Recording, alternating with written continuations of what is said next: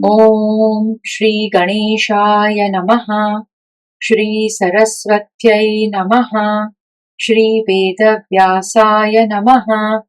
नारायणं नमस्कृत्य नरं चैव नरोत्तमं देवीं सरस्वतीं व्यासं ततो जयमुदीरयेत्। अष्टाधिक द्विशततमोऽध्यायः। ब्रह्मा के पुत्र मरीचि आदि प्रजापतियों के वंश का तथा प्रत्येक दिशा में निवास करने वाले महर्षियों का वर्णन। युधिष्ठिर उवाच। युधिष्ठिर ने पूछा, भरत श्रेष्ठ, पूर्व काल में कौन कौन से लोग प्रजापति थे और प्रत्येक दिशा में किन किन महाभाग महर्षियों की स्थिति मानी गई है। भीष्म उवाच। भीष्म जी ने कहा, भरत श्रेष्ठ, इस जगत में जो प्रजापति रहे हैं तथा संपूर्ण दिशाओं में जिन जिन ऋषियों की स्थिति मानी गई है, उन सब को जिनके विषय में तुम मुझसे पूछते हो मैं बताता हूँ, सुनो। एकमात्र सनातन भगवान स्वयंभू ब्रह्मा सबके आदि हैं। स्वयंभू ब्रह्मा के 7 महात्मा पुत्र बताए गए हैं। उनके नाम इस प्रकार हैं: मरीचि, अत्रि, अंगिरा, पुलस्त्य, पुलह, क्रतु तथा महाभाग वशिष्ठ। ये सभी स्वयंभू ब्रह्मा के समान ही शक्तिशाली हैं। पुराण में ये 7 ब्रह्मा निश्चित किए गए हैं। अब मैं समस्त प्रजापतियों का वर्णन आरंभ करता हूँ। अत्रि कुल में उत्पन्न जो सनातन ब्रह्म योनि भगवान प्राचीन बरही हैं, उनसे प्राचेतस नाम वाले 10 प्रजापति उत्पन्न हुए। उन 10 के एकमात्र पुत्र दक्ष नाम से प्रसिद्ध प्रजापति हैं। उनके 2 नाम बताए जाते हैं, दक्ष और क। मरीचि के पुत्र जो कश्यप हैं, उनके भी 2 नाम माने गए हैं। कुछ लोग उन्हें अरिष्टनेमि कहते हैं और दूसरे लोग उन्हें कश्यप के नाम से जानते हैं। अत्रि के औरस पुत्र श्रीमान और बलवान राजा सोम हुए, जिन्होंने सहस्र दिव्य युगों तक भगवान की उपासना की थी। प्रभो, भगवान आर्यमा और उनके सभी पुत्र ये प्रदेश आदेश देने वाले शासक तथा प्रभावन यानी उत्तम सृष्टा कहे गए हैं। धर्म से विचलित न होने वाले युधिष्ठिर, शशबिंदु के 10,000 स्त्रियां थी। उनमें से प्रत्येक के गर्भ से 1,000 पुत्र उत्पन्न हुए। इस प्रकार उन महात्मा के 1 करोड़ पुत्र थे।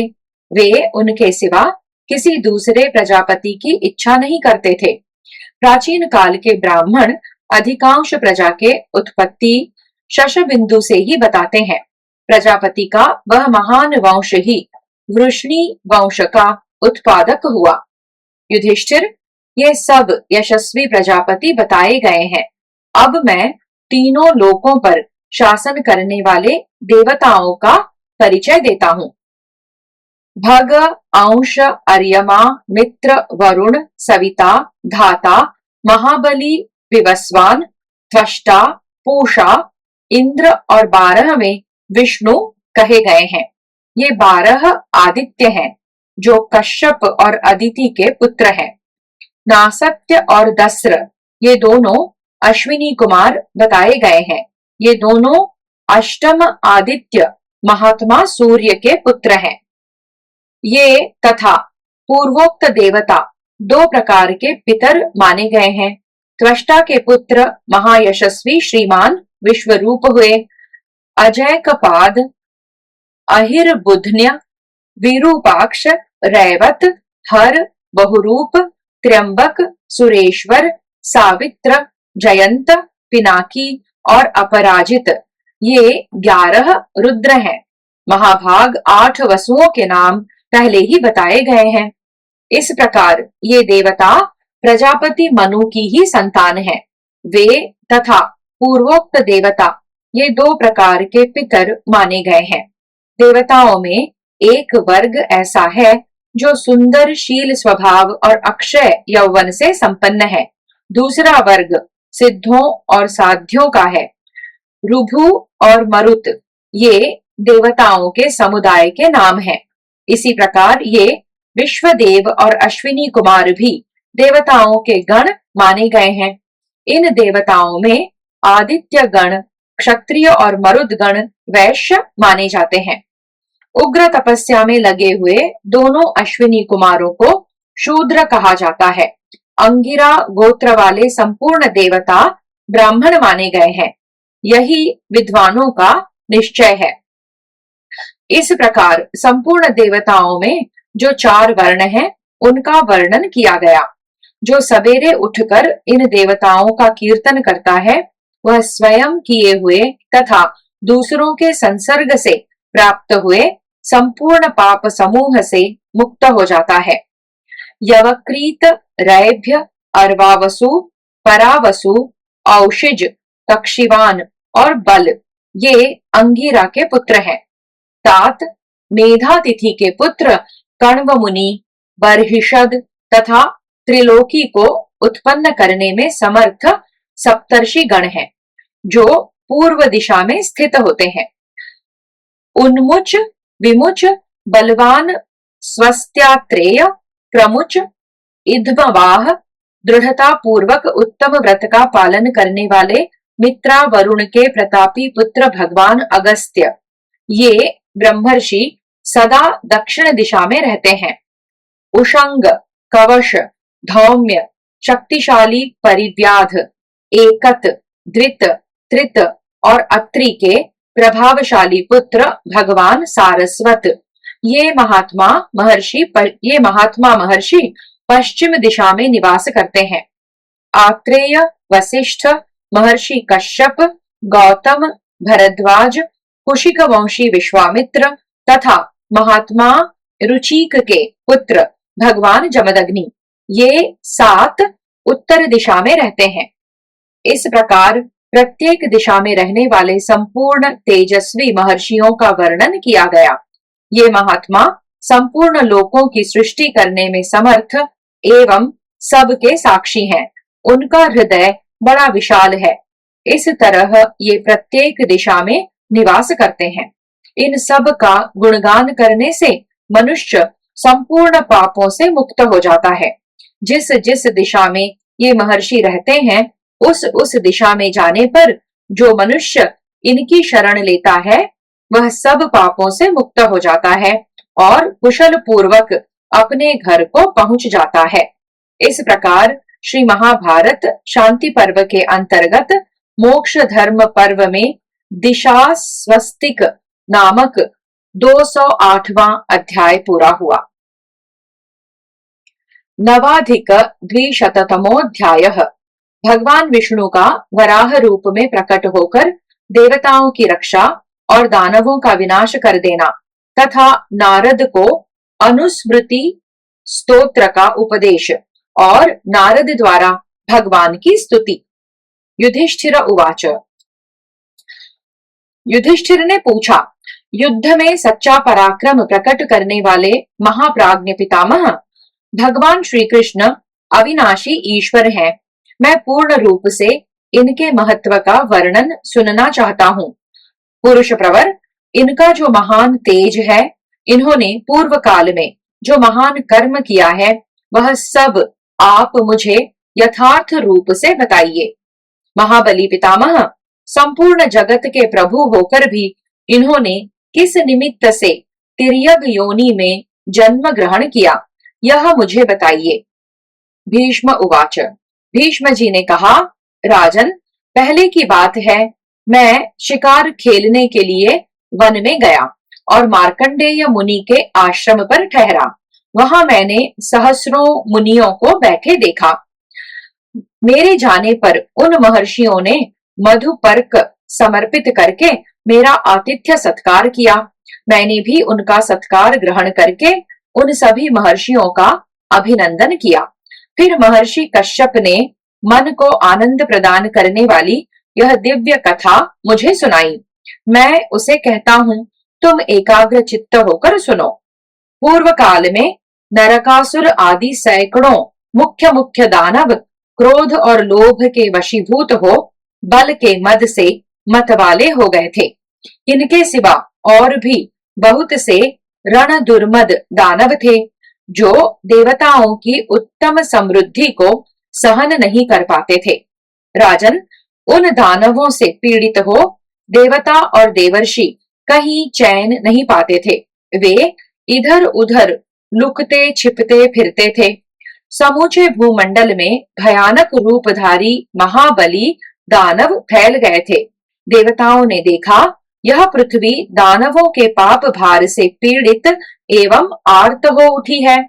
यह भार से व्याकुल, हर्ष उल्लास से शून्य तथा दुखी हो रसातल में डूब रही है।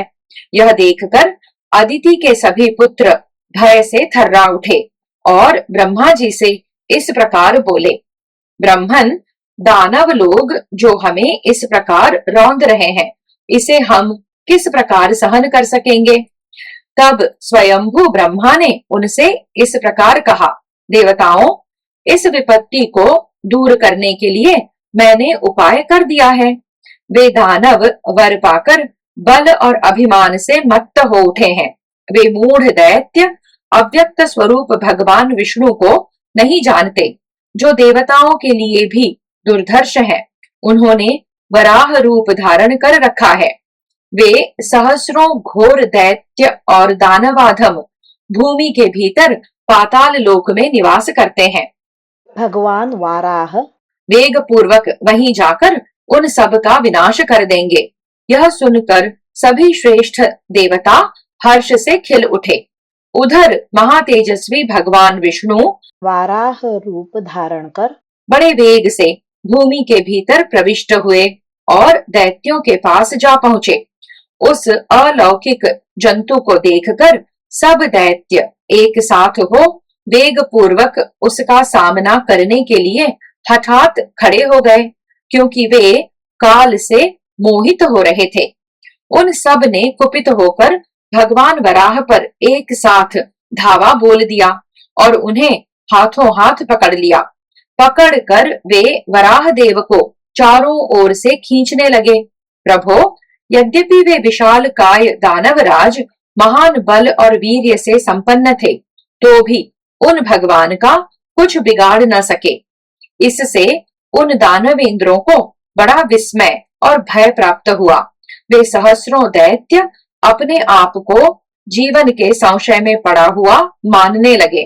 भरत श्रेष्ठ, इसके बाद योग स्वरूप योग के नियंता देवाधिदेव भगवान वाराह दैत्यों और दानवों को क्षोभ में डालने के लिए योग का आश्रय ले बड़े जोर जोर से गर्जना करने लगे। उस भीषण गर्जना से तीनों लोक और ये सारी 10 दिशाएं गूंज उठी। उस भीषण गर्जना से समस्त लोकों में हलचल मच गई। स्वर्ग लोक में इंद्र आदि देवता भी अत्यंत भयभीत हो उठे। उस सिंहनाद से मोहित होकर समस्त चराचर जगत अत्यंत चेष्टा रहित हो गया। तदनंतर वे सब दानव भगवान की उस गर्जना से भयभीत हो प्राण शून्य होकर पृथ्वी पर गिर पड़े। वे सब के सब भगवान विष्णु के तेज से मोहित हो अपनी सुध बुध खो बैठे थे। रसातल में जाकर भी भगवान वराह ने देवद्रोही असुरों को अपने खुरों से विदीर्ण कर दिया। उनके मांस, मेदा, हड्डियों के ढेर लग गए थे। संपूर्ण प्राणियों के आचार्य और स्वामी महायोगी वे भगवान पद्मनाभ अपने महान सिंहनाद के कारण सनातन माने गए। टिप्पणी है, इस श्लोक में वर्णित भाव के अनुसार सनातन शब्द की व्युत्पत्ति इस प्रकार समझनी चाहिए। नादनेन सहितः सनादनः दकार स्थाने तकारो छांदसः। जो नाद के साथ हो वह सनादन कहलाता है। सनादन के दकार के स्थान में तकार हो जाने से सनातन बनता है।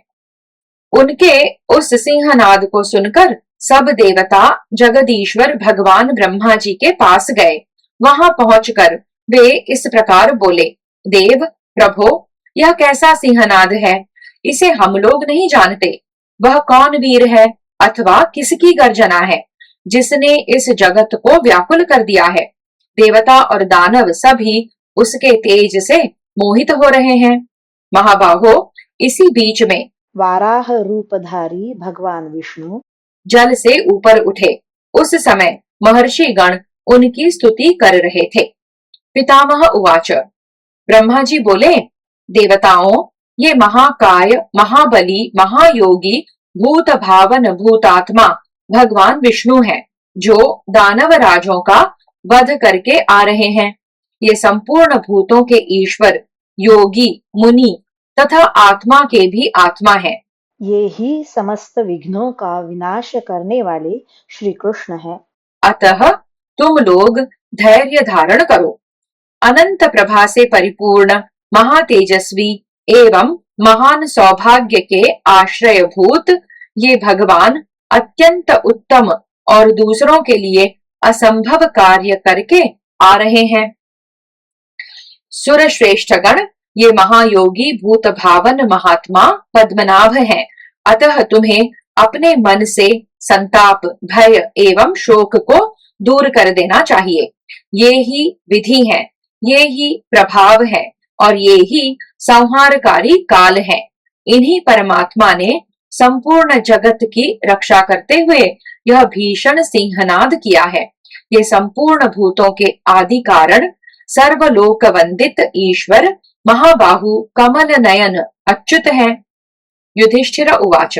युधिष्ठिर ने पूछा, संपूर्ण शास्त्रों के ज्ञान में निपुण महाप्राज्ञ पितामह, मोक्ष की अभिलाषा रखने वाले तत्व चिंतकों को मृत्यु काल में किस मंत्र का जप करना चाहिए?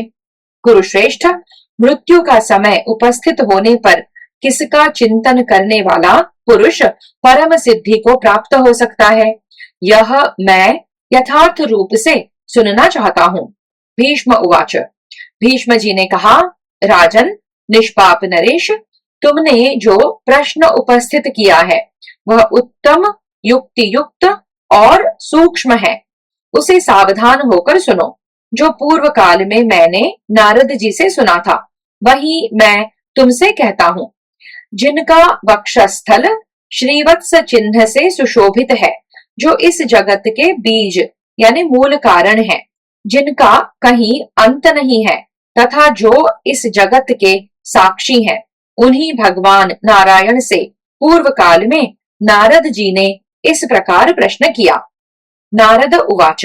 नारद जी ने पूछा, भगवन, महर्षि गण कहते हैं आप अविनाशी, नित्य, परब्रह्म, निर्गुण, अज्ञानांधकार एवं तमोगुण से अतीत, विद्या के अधिपति, परम धाम स्वरूप ब्रह्मा तथा उनकी प्राकट्य भूमि आदि कमल के उत्पत्ति स्थान है। भूत और भविष्य के स्वामी परमेश्वर, श्रद्धालु और जितेंद्रिय भक्तों तथा मोक्ष की अभिलाषा रखने वाले योगियों को आपके स्वरूप का किस प्रकार चिंतन करना चाहिए? मनुष्य प्रतिदिन सवेरे उठकर किस जपनीय मंत्र का जप करे और योगी पुरुष किस प्रकार निरंतर ध्यान करे, आप इस सनातन तत्व का वर्णन कीजिए। देवर्षि नारद का यह वचन सुनकर वाणी के अधिपति वरदायक भगवान विष्णु ने नारद जी से इस प्रकार कहा। श्री भगवान वाच। श्री भगवान बोले, देवर्षे, मैं हर्ष पूर्वक तुम्हारे सामने इस दिव्य अनुस्मृति का वर्णन करता हूँ। मृत्यु काल में जिसका अध्ययन और श्रवण करके मनुष्य मेरे स्वरूप को प्राप्त हो जाता है। नारद, आदि में ओंकार का उच्चारण करके मुझे नमस्कार करे, अर्थात एकाग्र एवं पवित्र चित्त होकर इस मंत्र का उच्चारण करे। ओम नमो भगवते वासुदेवाय इति।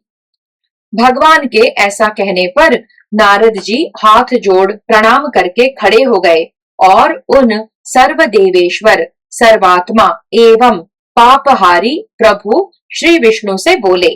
नारद उवाच।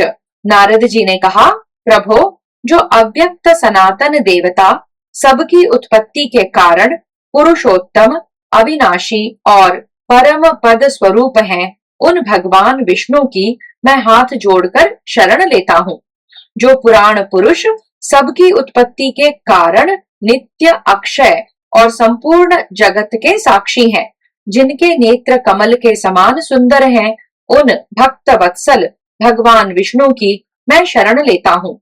जो संपूर्ण लोकों के स्वामी तथा संरक्षक हैं, जिनके सहस्रों नेत्र हैं तथा जो भूत, भविष्य और वर्तमान के स्वामी हैं, उन अद्भुत परम पद रूप भगवान विष्णु की मैं शरण लेता हूँ। समस्त लोकों के सृष्टा और सब ओर मुख वाले अनंत, सत्य, अच्युत एवं संपूर्ण इंद्रियों के स्वामी भगवान पद्मनाभ की मैं शरण लेता हूँ। जो हिरण्यगर्भ, अमृत स्वरूप, पृथ्वी को गर्भ में धारण करने वाले परात्पर तथा प्रभुओं के भी प्रभु हैं, उन अनादि, अनंत तथा सूर्य के समान कांति वाले भगवान श्री हरि की मैं शरण लेता हूँ।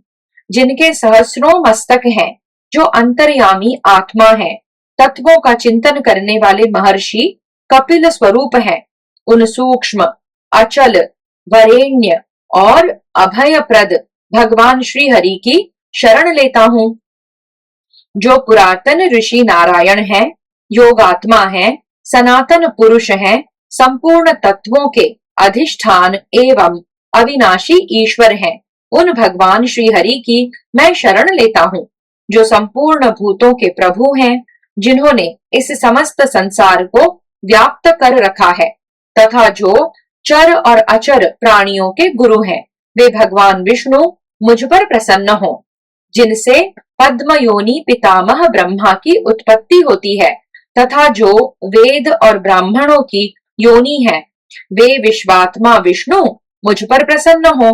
प्राचीन काल में महाप्रलय प्राप्त होने पर जब सभी चराचर प्राणी नष्ट हो जाते हैं, ब्रह्मा आदि देवताओं का भी लय हो जाता है और संसार की छोटी बड़ी सभी वस्तुएं लुप्त हो जाती हैं तथा संपूर्ण भूतों का क्रमशः लय होकर जब प्रकृति में महत तत्व भी विलीन हो जाता है, उस समय जो एकमात्र शेष रह जाते हैं, वे विश्वात्मा विष्णु मुझ पर प्रसन्न हो। 4, 4, 2, 5 तथा 2 इन 17 अक्षरों वाले मंत्रों द्वारा जिन्हें आहुति दी जाती है, वे भगवान विष्णु मुझ पर प्रसन्न हो। ये सारे नंबर्स के लिए टिप्पणी है। 1 आश्रावय, 2 अस्तु श्रौषट, 3 यज, 4 ये यजामहे और 5 वषट। मेघ, पृथ्वी, सस्य, काल, धर्म, कर्म और कर्म का अभाव, ये सब जिनके स्वरूप हैं, गुणों के भंडार रूप वे श्याम वर्ण भगवान वासुदेव मुझ पर प्रसन्न हो। जो अग्नि, चंद्रमा, सूर्य, तारागण, ब्रह्मा, रुद्र, इंद्र तथा योगियों के भी तेज को जीत लेते हैं, वे भगवान विष्णु मुझ पर प्रसन्न हो। योग के आवास स्थान आपको नमस्कार है। सबके निवास स्थान वरदायक, यज्ञ गर्भ, सुनहरे रंगों वाले पंच यज्ञमय परमेश्वर आपको नमस्कार है। आप श्री कृष्ण, बलभद्र, प्रद्युम्न और अनिरुद्ध इन 4 रूपों वाले परम धाम स्वरूप, लक्ष्मी निवास, परम पूजित, सबके आवास स्थान और प्रकृति के भी प्रवर्तक हैं। वासुदेव आपको नमस्कार है। आप अजन्मा हैं, अगम्य मार्ग हैं, निराकार हैं अथवा जगत के संपूर्ण आकार आप ही धारण करते हैं। आप ही संहारकारी रुद्र हैं।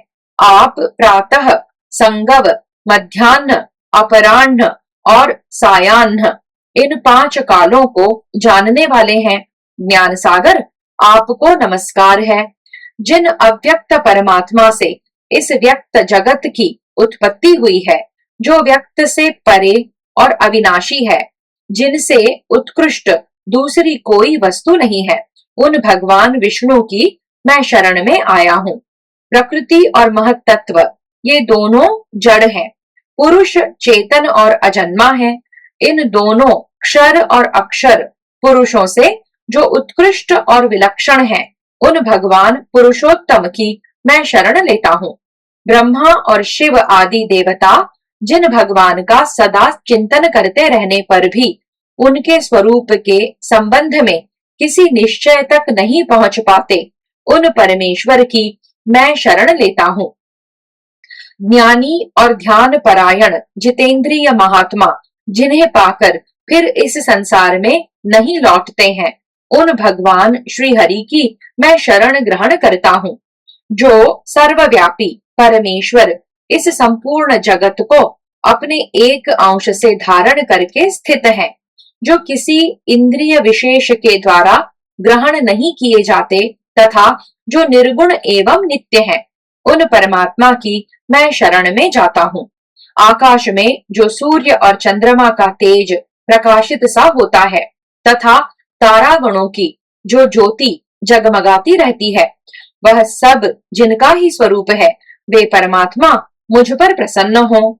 जो समस्त गुणों के आदि कारण और स्वयं निर्गुण है, आदि पुरुष, लक्ष्मीवान, चेतन, अजन्मा, सूक्ष्म, सर्वव्यापी तथा योगी हैं, वे महात्मा श्री हरि मुझ पर प्रसन्न हो। ज्ञान योगी, कर्म योगी तथा जो दूसरे दूसरे सिद्ध और महर्षि हैं, वे जिन्हें जानकर इस संसार से मुक्त हो जाते हैं, वे परमात्मा श्री हरि मुझ पर प्रसन्न हो। जो अव्यक्त, सबके अधिष्ठाता, अचिंत्य और सत असत के विलक्षण हैं, आधार रहित एवं प्रकृति से श्रेष्ठ है, वे महात्मा श्री हरि मुझ पर प्रसन्न हो। जो जीवात्मा रूप से 5 ज्ञानेन्द्रिय रूपी मुखों द्वारा शब्द आदि 5 विषयों का उपभोग करते हैं तथा स्वयं महान होकर भी जो गुणों का अनुभव करते हैं, वे महात्मा श्री हरि मुझ पर प्रसन्न हो। जो सूर्य मंडल में सोम रूप से स्थित होते हैं, उस सोम के भीतर जो अलौकिक दीप्ति है, वह जिनका स्वरूप है, वे परमात्मा श्री हरि मुझ पर प्रसन्न हो। सर्व स्वरूप परमेश्वर, आपको सब ओर से नमस्कार है। आपके सब ओर नेत्र, मस्तक और मुख हैं। निर्विकार परमात्मन, आपको नमस्कार है। आप प्रत्येक क्षेत्र यानी कि शरीर में साक्षी रूप से स्थित हैं। इंद्रियातीत परमेश्वर, आपको नमस्कार है। व्यक्त लिंगों द्वारा आपका ज्ञान होना असंभव है। संसार में जो आपको नहीं जानते, वे जन्म मृत्यु के चक्कर में पड़े रहते हैं। जो काम और क्रोध से मुक्त, राग द्वेष से रहित तथा आपके अनन्य भक्त हैं, वे ही आपको जान पाते हैं। जो विषयों के नरक में पड़े हुए द्विज हैं, वे आपको नहीं जानते हैं। जो आपके अनन्य भक्त, द्वंद्वों से रहित तथा निष्काम कर्म करने वाले हैं, जिन्होंने ज्ञानमयी अग्नि से अपने समस्त कर्मों को दग्ध कर दिया है, वे आपके प्रति दृढ़ निष्ठा रखने वाले पुरुष आप में ही प्रवेश करते हैं। आप शरीर में रहते हुए भी उससे रहित हैं तथा संपूर्ण देहधारियों में समभाव से स्थित हैं। जो पुण्य और पाप से मुक्त हैं, वे भक्तजन आप में ही प्रवेश करते हैं। अव्यक्त प्रकृति, बुद्धि यानी कि महत्तत्व, अहंकार, मन, पंच महाभूत तथा संपूर्ण इंद्रियां सभी आप में हैं और उन सब में आप हैं, किंतु वास्तव में न उनमें आप हैं न आप में वे हैं। एकत्व, अन्यत्व और नानात्व का रहस्य जो लोग अच्छी तरह जानते हैं, वे आप परमात्मा को प्राप्त होते हैं। आप संपूर्ण भूतों में सम है। आपका न कोई द्वेष पात्र है और न प्रिय। मैं अनन्य चित्त से आपकी भक्ति द्वारा समत्व पाना चाहता हूँ। 4 प्रकार के जो यह चराचर प्राणी समुदाय हैं, वह सब आपसे व्याप्त है। जैसे सूत में मणियां पिरोए होते हैं, मणियां पिरोए होते हैं, उसी प्रकार यह सारा जगत आप में ही ओत प्रोत है। आप जगत के सृष्टा, भोक्ता और कूटस्थ हैं। तत्व रूप होकर भी उससे सर्वथा विलक्षण है। आप कर्म के हेतु नहीं है, अविचल परमात्मा है। प्रत्येक शरीर में पृथक पृथक जीवात्मा रूप से आप ही विद्यमान है। वास्तव में प्राणियों से आपका संयोग नहीं है। आप भूत, तत्व और गणों से परे हैं। अहंकार, बुद्धि और तीनों गुणों से आपका कोई संबंध नहीं है। न आपका कोई धर्म है और न कोई अधर्म, न कोई आरंभ है न जन्म। मैं जरा मृत्यु से छुटकारा पाने के लिए सब प्रकार से आपकी शरण में आया हूं। जगन्नाथ, आप ईश्वर हैं, इसीलिए परमात्मा कहलाते हैं। देव, सुरेश्वर, भक्तों के लिए जो हित की बात हो उसका मेरे लिए चिंतन कीजिए। विषयों और इंद्रियों के साथ फिर मेरा कभी समागम ना हो। मेरी घ्राणेन्द्रिय पृथ्वी तत्व में मिल जाए और रसना जल में, रूप नेत्र अग्नि में, स्पर्श त्वचा वायु में, श्रोत्रेंद्रिय आकाश में और मन वैकारिक अहंकार में मिल जाए। अच्युत, इंद्रियां अपनी अपनी योनियों में मिल जाएं। पृथ्वी जल में, जल अग्नि में, अग्नि वायु में, वायु आकाश में, आकाश मन में, मन समस्त प्राणियों को मोहने वाले अहंकार में, अहंकार बुद्धि महत तत्व में और बुद्धि अव्यक्त प्रकृति में मिल जाए। जब प्रधान प्रकृति को प्राप्त हो जाए और गुणों की साम्यावस्था रूप महाप्रलय उपस्थित हो जाए, तब मेरा समस्त इंद्रियों और उनके विषयों से वियोग हो जाए। तात, मैं तुम्हारे लिए परम मोक्ष की आकांक्षा रखता हूँ। आपके साथ मेरा एक ही भाव हो जाए, इस संसार में फिर मेरा जन्म न हो। मृत्यु काल उपस्थित होने पर मेरी बुद्धि आप में ही लगी रहे, मेरे प्राण आप में ही लीन रहे, मेरा आप में ही भक्ति भाव बना रहे और मैं सदा आपकी ही शरण में पड़ा रहूं। इस प्रकार मैं निरंतर आपका ही स्मरण करता रहूं। पूर्व शरीर में मैंने जो दुष्कर्म किए हों, उनके फल स्वरूप रोग व्याधि मेरे शरीर में प्रवेश करें और नाना प्रकार के दुख मुझे आकर सतावें। इन सब का जो मेरे ऊपर ऋण है वह उतर जाए। देवेश्वर, मैंने इसलिए आपका स्मरण किया है कि फिर मेरा जन्म न हो। अतः फिर कहता हूँ कि मेरे कर्म नष्ट हो जाएं और मुझ पर किसी का ऋण बाकी न रह जाए। पूर्व जन्म में जिन कर्मों का मेरे द्वारा संचय किया गया था, वे सभी रोग मेरे शरीर में उपस्थित हो जाएं। मैं सब से उरूण होकर भगवान विष्णु के परम धाम को जाना चाहता हूँ। श्री भगवान वाच। श्री भगवान बोले, नारद, मैं उस सौभाग्यशाली भक्त का हूँ और वह भक्त भी मेरा सनातन सखा है। मैं उसके लिए कभी अदृश्य नहीं होता और न वही कभी मेरी दृष्टि से ओझल होता है। साधक 5 कर्मेंद्रियों तथा 5 ज्ञानेंद्रियों को संयम में रखकर उन 10 इंद्रियों को मन में विलीन करे। मन को अहंकार में, अहंकार को बुद्धि में और बुद्धि को आत्मा में लगावे। 5 ज्ञानेंद्रियों को संयम में रखकर बुद्धि के द्वारा परात्पर परमात्मा का अनुभव करे कि यह परमेश्वर मेरा है और मैं इसका हूँ तथा इसी ने इस संपूर्ण जगत को व्याप्त कर रखा है। स्वयं ही अपने आप को परमात्मा के ध्यान में लगाकर निरंतर उनका स्मरण करे। तदनंतर बुद्धि से भी परे परमात्मा को जानकर मनुष्य फिर इस संसार में जन्म नहीं लेता। जो मृत्यु काल आने पर इस प्रकार मेरा स्मरण करता है, वह पुरुष पहले का पापाचारी रहा हो तो भी परम गति को प्राप्त होता है। समस्त देहधारियों के परमात्मा तथा भक्तों के प्रति एकमात्र निष्ठा रखने वाले उन सनातन भगवान नारायण को नमस्कार है। यह दिव्य वैष्णवी अनुस्मृति विद्या है। मनुष्य एकाग्र चित्त होकर सोते, जागते और स्वाध्याय करते समय जहां कहीं भी इसका जप करता रहे, पूर्णिमा, अमावस्या तथा विशेषतः द्वादशी तिथि को मेरे श्रद्धालु भक्तों को इसका श्रवण करावे। यदि कोई अहंकार का आश्रय लेकर यज्ञ, दान और तप रूप कर्म करे तो उसका फल उसे मिलता है, परंतु वह आवागमन के चक्कर में डालने वाला होता है। जो देवताओं और पितरों की पूजा, पाठ, होम और बलि वैश्वदेव करते करते तथा अग्नि में आहुति देते समय मेरा स्मरण करते हैं, वह परम गति को प्राप्त होते हैं।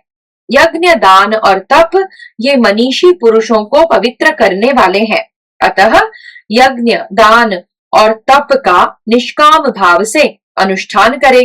नारद, जो मेरा भक्त श्रद्धा पूर्वक मेरे लिए केवल नमस्कार मात्र बोल देता है, वह चांडाल ही क्यों न हो, उसे अक्षय लोक की प्राप्ति होती है।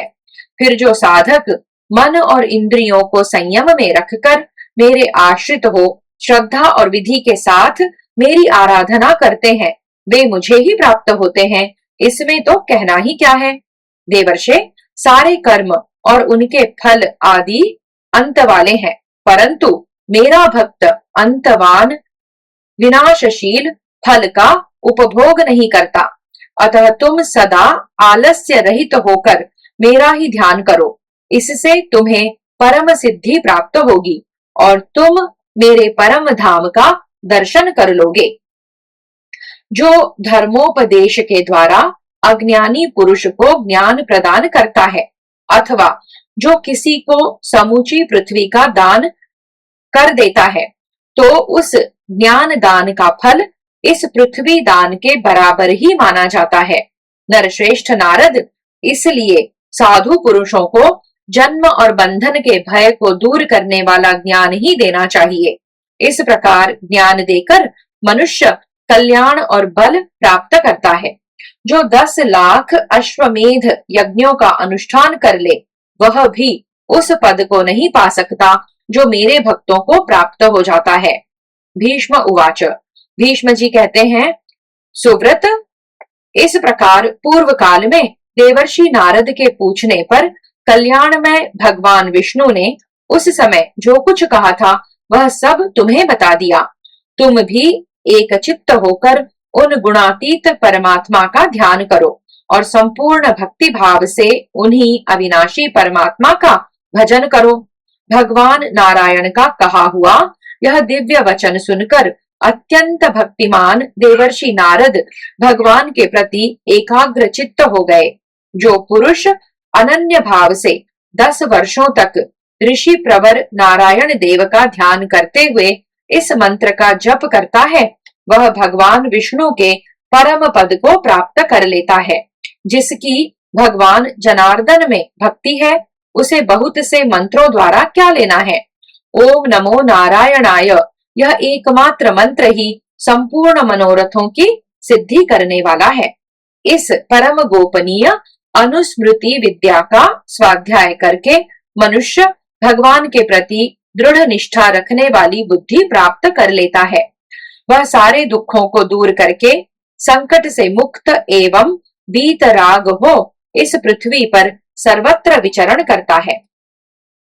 इस प्रकार श्री महाभारत शांति पर्व के अंतर्गत मोक्ष धर्म पर्व में भूमि के भीतर भगवान वराह की क्रीड़ा नामक 209वां अध्याय पूरा हुआ। दशाधिक द्विशततमोऽध्यायः। गुरु शिष्य के संवाद का उल्लेख करते हुए श्री कृष्ण संबंधी अध्यात्म तत्व का वर्णन।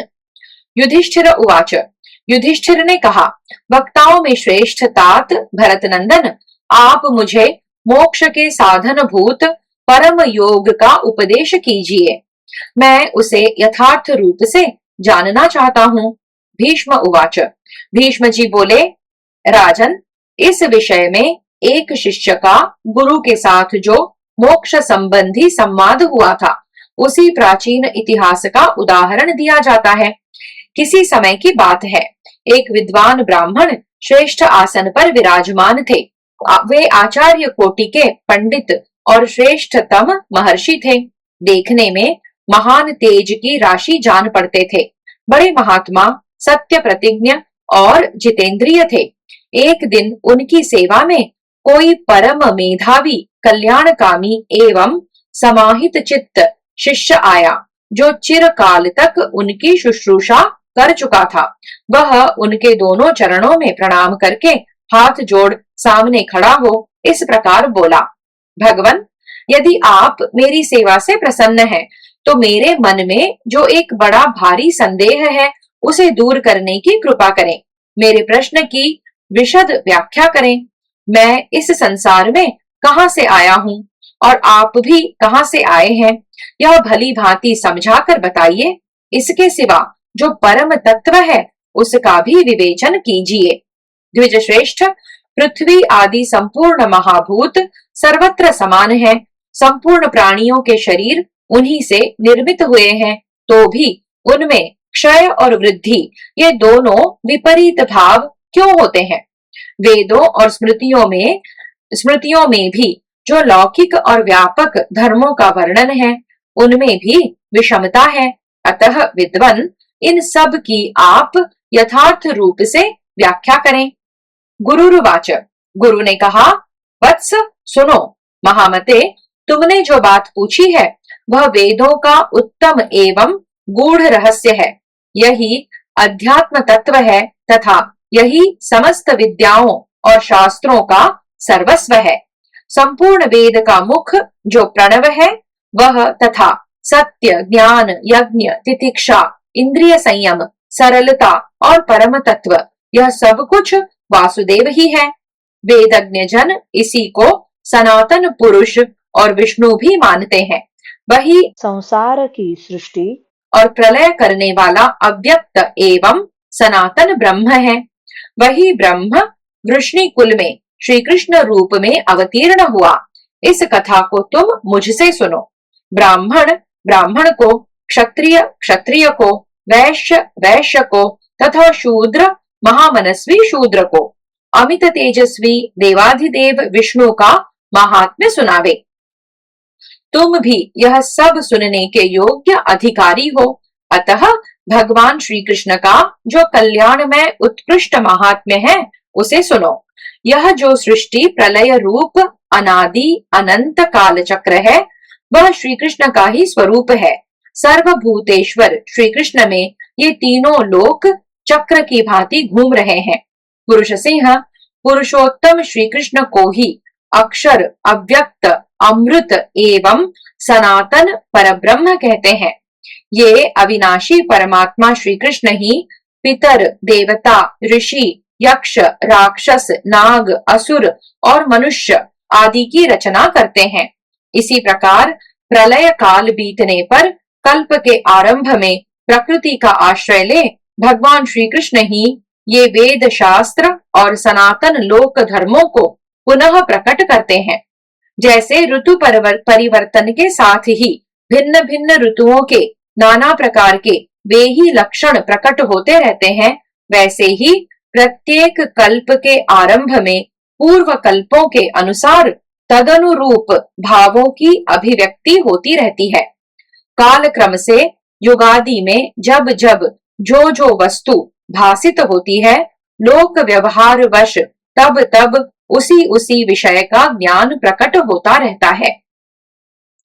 कल्प के अंत में लुप्त हुए वेदों और इतिहासों को कल्प के आरंभ में स्वयंभू ब्रह्मा के आदेश से महर्षियों ने तपस्या द्वारा सबसे पहले उपलब्ध किया था। उस समय स्वयं भगवान ब्रह्मा को वेदों का, बृहस्पति जी को वेदांगों का और शुक्राचार्य को नीति शास्त्र का ज्ञान हुआ तथा उन लोगों ने जगत के हित के लिए इन सब विषयों का उपदेश किया। नारद जी को गंधर्व वेद का, भरद्वाज को धनुर्वेद का, महर्षि गार्ग्य को देवर्षियों के चरित्र का तथा कृष्णात्रेय को चिकित्सा शास्त्र का ज्ञान हुआ। तर्कशील विद्वानों ने तर्क शास्त्र के अनेक ग्रंथों का प्रणयन किया। उन महर्षियों ने युक्ति युक्त शास्त्र और सदाचार के द्वारा जिस ब्रह्म का उपदेश किया है उसी की तुम भी उपासना करो। वह पर ब्रह्म अनादि और सबसे परे है। उसे न देवता जानते हैं न ऋषि, उसे तो एकमात्र जगत पालक नारायण ही जानते हैं।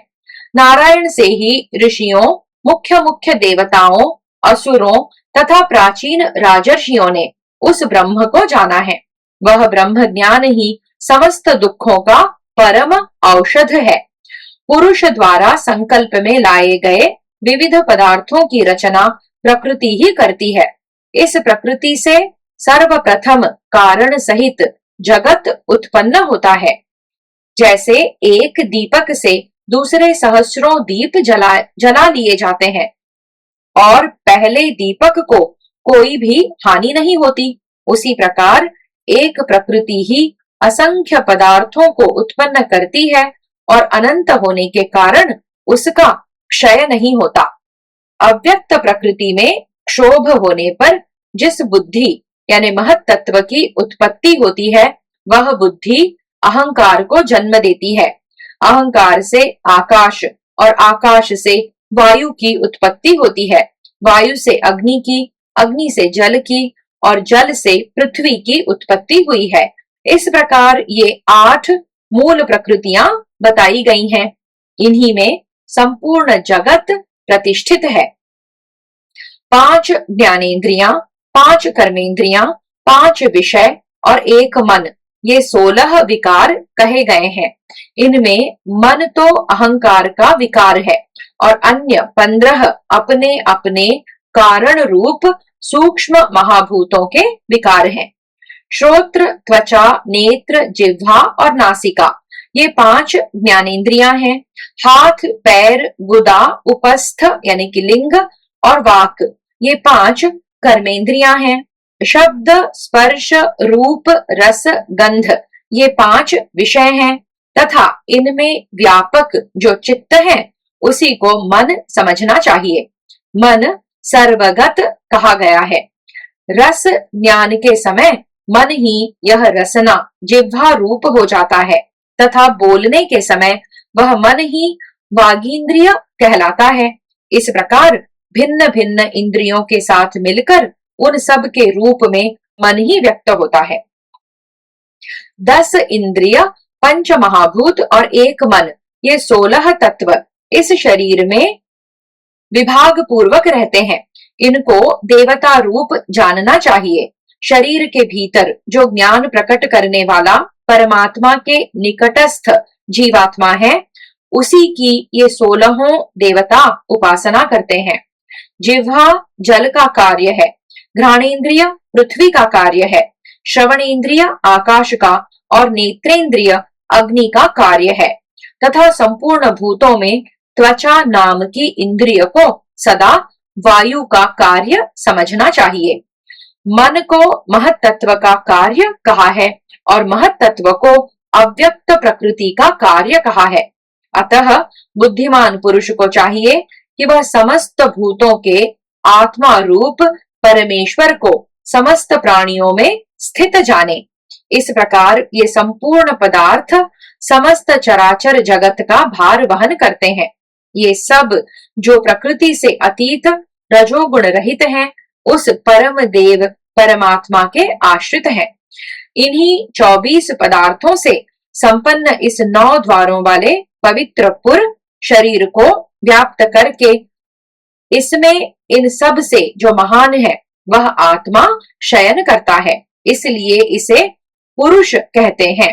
वह पुरुष जरा मरण से रहित, व्यापक, समस्त स्थूल सूक्ष्म तत्वों का प्रेरक, सर्वज्ञत्व आदि गुणों से युक्त, सूक्ष्म तथा संपूर्ण भूतों और उनके गुणों का आश्रय है। जैसे दीपक छोटा हो या बड़ा प्रकाश स्वरूप ही है, उसी प्रकार समस्त प्राणियों में स्थित जीवात्मा ज्ञान स्वरूप है, ऐसा समझे। वही श्रवणेन्द्रिय को उसके ज्ञेयभूत शब्द का बोध कराता है। तात्पर्य यह कि श्रवण और नेत्रों द्वारा वही सुनता और देखता है। यह शरीर उसके शब्द आदि विषयों के अनुभव में निमित्त है। वह जीवात्मा ही समस्त कर्मों का करता है। जिस प्रकार अग्नि काष्ठ में व्याप्त रहने पर भी, काष्ठ के चीरने पर भी उसमें दिखाई नहीं देती, उसी प्रकार आत्मा शरीर में रहता है परंतु दिखाई नहीं देता। योग से ही उसका दर्शन होता है। जैसे मंथन आदि उपायों द्वारा काष्ठ को मथ कर उनमें अग्नि का प्रत्यक्ष किया जाता है, उसी प्रकार योग के द्वारा शरीरस्थ आत्मा का साक्षात्कार किया जा सकता है। जैसे नदियों में जल रहता ही है और सूर्य में किरणें भी रहती ही हैं, तथा वे जल और किरणें नदी और सूर्य से नित्य संबंध होने के कारण उनके साथ साथ जाती हैं, उसी प्रकार देहधारियों के सूक्ष्म शरीर भी जीवात्मा के साथ ही रहते हैं और उसे साथ लेकर ही आते जाते हैं। जैसे स्वप्न में 5 ज्ञानेंद्रियों सहित जीवात्मा इस शरीर को छोड़कर अन्यत्र चला जाता है, वैसे ही मृत्यु के बाद भी वह इस शरीर को छोड़कर दूसरा शरीर ग्रहण कर लेता है। कर्म के द्वारा ही इस देह का बाध होता है। कर्म से ही अन्य देह की उपलब्धि होती है तथा अपने किए हुए प्रबल कर्म के द्वारा ही वह अन्य शरीर में ले जाया जाता है। वह जीवात्मा जिस प्रकार एक शरीर छोड़कर दूसरा शरीर ग्रहण करता है तथा अपने कर्मों से उत्पन्न हुआ प्राणी समुदाय जिस प्रकार अन्य देह धारण करता है, वह सब मैं तुम्हें बतलाता हूँ। इस प्रकार श्री महाभारत शांति पर्व के अंतर्गत मोक्ष धर्म पर्व में श्री कृष्ण संबंधी अध्यात्म तत्व का निरूपण विषयक 210वां अध्याय पूरा हुआ। हरि ओम। श्री कृष्णार्पणमस्तु।